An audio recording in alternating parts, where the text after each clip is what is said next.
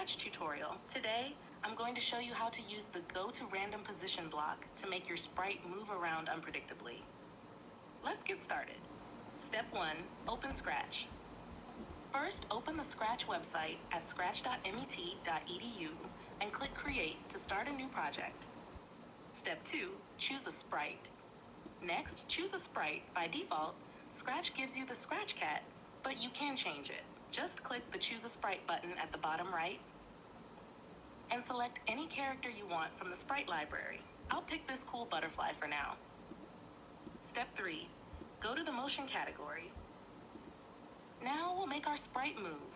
Go to the Motion category on the left, which contains blocks that control movement. Scroll down and find the Go to Random Position block. This block will make your sprite jump to a random location on the stage. Step 4, add the block to your code area. Drag the Go to Random Position block into the coding area in the middle. To make this work when we start the project, let's add an event. Go to the Events category and drag the When Green Flag Clicked block. Now attach it to the Go to Random Position block. This tells Scratch to move our sprite randomly when we click the green flag. Step 5, test the block. Time to test it. Click the green flag above the stage and watch your sprite move to a random position. Each time you click it, the sprite will jump to a different spot.